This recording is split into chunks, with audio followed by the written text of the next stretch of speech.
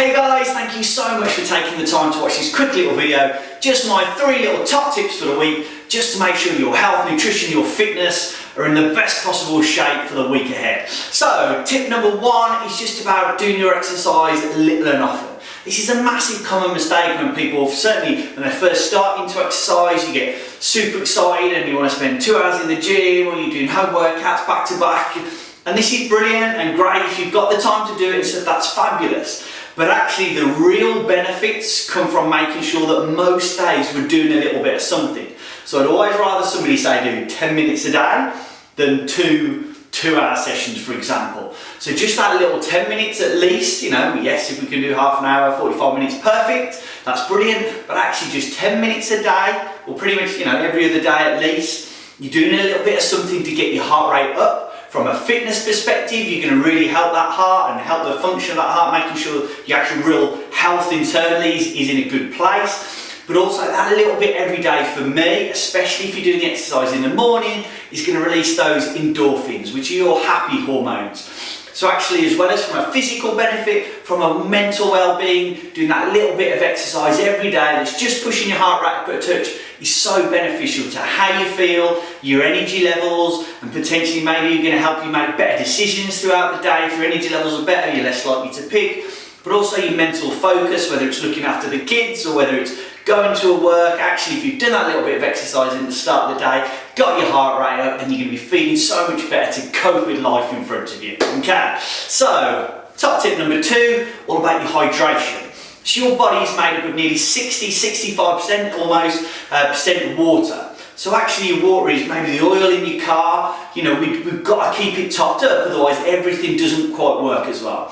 So ultimately, if our hydration levels are good, your skin, hair, metabolism, energy levels, you name it, everything in your body is going to be working that little bit better.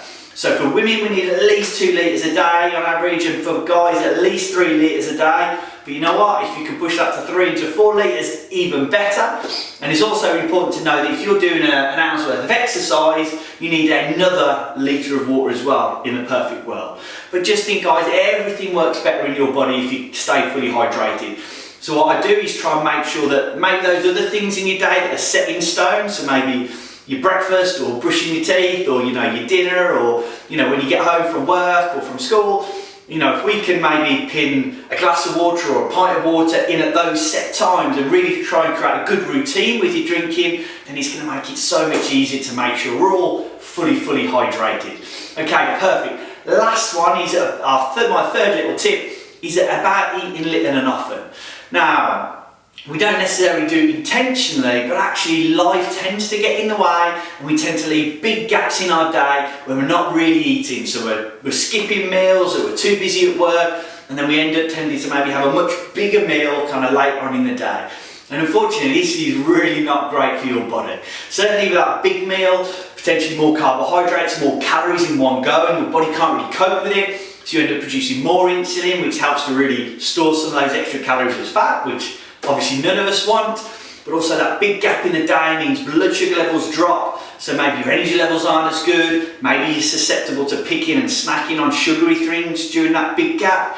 Whereas for me, from a personal experience coaching so many people over the last 20 years, if we can get you eating little and often, so every 2 to 3 hours, snacking on something nice, ideally a little bit protein rich, then that means that you don't have these slumps, you don't have these low patches where you may be susceptible to snacking, energy levels stay good, so you're great for your day, but also if your energy levels are a bit higher through balancing your blood sugar levels and eating little and often, maybe the idea of doing some more exercise later becomes like something like you're more likely to do.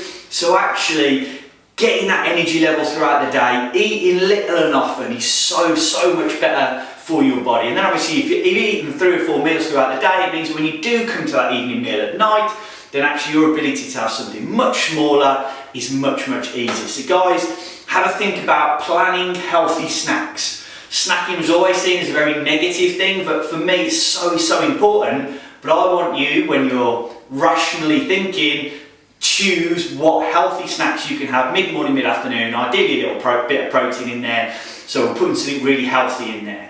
Whereas what most people do is think snacking's bad, I don't want to snack, and then actually there's too big a gap between your meals, and then actually you rely on your gut instincts of, oh gosh, I need some sugar, or I need something quick, maybe even caffeinated or something, so that we end up picking in the wrong things in those mid-morning, mid-afternoon gaps. Whereas I want you to choose something nice and healthy, so we're eating 4, 5, maybe even 6 meals a day, perfect little balanced meals throughout.